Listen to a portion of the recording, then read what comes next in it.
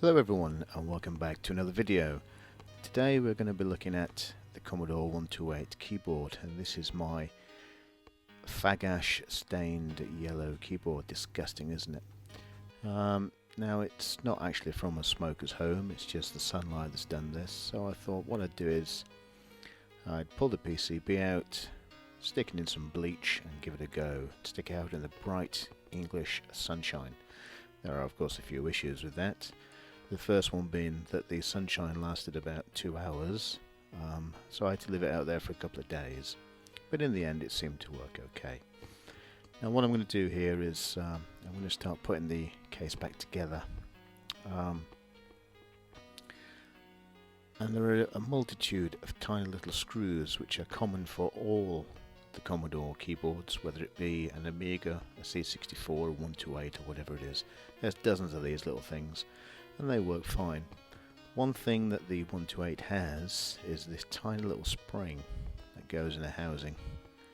Now I don't remember seeing that on the C64. Perhaps I'm wrong. I don't know. I don't remember. Perhaps it is on there. Who knows? Who cares? So anyway, so you've got to put the PCB cover back on there. I did give it a wipe with isopropanol, so all the contacts should work well. It did work perfectly well before, so I don't expect there to be a problem. There is a little tie wrap that goes on the cable end there, which you might see me fight with because I put it in the wrong place when I put it back on. It's in the right place, but the connecting bit, the square bit where the tie wrap goes back on itself and locks the locking mechanism, I left the not locking mechanism pointing the wrong way, so when I snap the case together it doesn't actually work. You couldn't get the case to go back together, but I cut it, redid it, so it's not a problem. So what I'm going to do now is fast forward this a little bit because it's quite uninteresting, and we'll continue in just a second.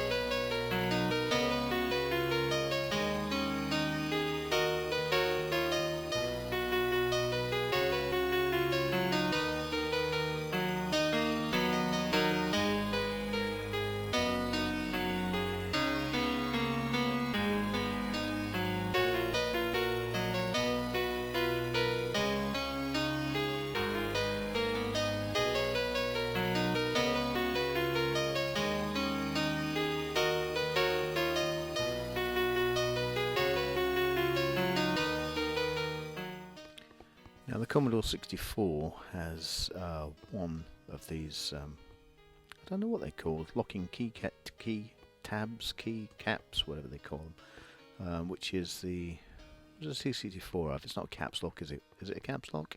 I think it is. But the 128 has 3 of them, so you've got a caps lock, or whatever it's called. We've got a 48 column button, and there's something else, which I've forgotten. So there's 3 of these, and what it is, there are wires soldered to the PCB which needs to be soldered back onto the button. You can't get the PCB off unless you desolder them. Now originally what they do is they put a little loop in the wires that come from these, and they put it over the leg and then put a dab of solder on, which is great.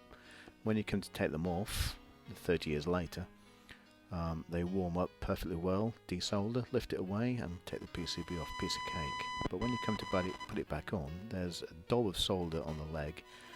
the loop is filled in with solder, and there's usually a blob hanging on there, so it's a little bit more tricky to get it back together. You can do it, but just a little bit fiddly, that's all. But, you know, it's no big deal. I did do it eventually. I think I burnt my finger doing it, but that's pretty standard, par for the course, really. I always burn myself when I solder. You're not doing it properly if you don't burn yourself. So that's that. So there's 3 of those to do, and all the little screws. So that's it for putting the PCB back on. It's important to get the routing of the cable right. As you can see there, the tie wrap is on with the locking mechanism pointing towards the PCB, if you like, to the brown board. I think that's wrong. I don't think I've altered it yet. We'll see in a moment when I try to bolt the case back together. There's an earthing screw as well, which needs to be fastened on, but that should be no big deal. The cable itself naturally wants to loop out to one side. Now I couldn't remember if that's right or wrong, so what I do here, rightly or wrongly, is move it to one side. Now I suspect it should go pointing out the way it was before, but I didn't notice. I pulled the keyboard apart a few days ago and as usual, can't remember how the damn thing goes back together, but at least with this you can fiddle about with it to get it in the right place. It's only for the plastic cover to go on, so it's no big deal. Yeah, so looking at the keyboard there, we've got the columns, which are the column buttons down. That's the 40 and 80 column. We've got a caps lock. I'm trying to think what the other button is. Anyway, doesn't really matter. So there we can see this is retrobrighted. It's not perfect. There's just not enough sun in this country. Well, not when I did it anyway. We've had some glorious sunshine probably 2 weeks ago. We've had a whole week of it, if not more. Absolutely glorious. And I've been thinking I really should do some retrobrighting and leave it in the sun. And I didn't. So obviously when I've come to do it, it said there'd be bright sunshine for probably 3/4 of a day. In truth, it was half a day. So it was nice and sunny in the morning when I did this, and then in the afternoon it went all cloudy and horrible. So yeah, it didn't work as well as perhaps it could. Now really what I should do is not bolt this together and do it again, but I don't want to do it again. It's been sat in the acid solution for, I don't know, a whole day, so that'll do for now. I'll probably do it again in the future, but for the moment that will do. It does look pretty good, it's not too bad. So I'm bolting the keyboard chassis, if you like, to the plastic cover. There's 1, 2, 3, 4, I think there's 8 screws. Oh, that might be a lie. 1, 2, 3, 4, 5, oh there's 6 screws. Pretty close. Nice and easy, don't over tighten them. If you over tighten them they'll strip the plastic and that's the case buggered. So be gentle when you do these things.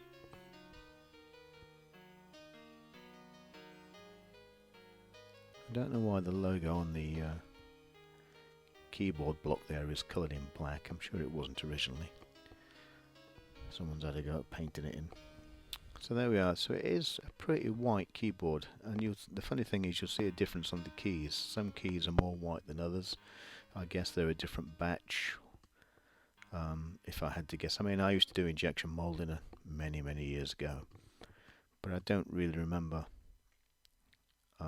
anything on the instructions about them fading in sunlight, but then I guess they won't tell you that. So anyway, this is the bit where I'm fiddling putting the case back together, because I put the tie wrap in slightly the wrong place, so it won't line up. The case won't close, and it does take, I'm a bit stupid, it does take me a minute or two to realise that I can't clip it back together. So you'll see me in a moment cutting the tie wrap and moving it further along.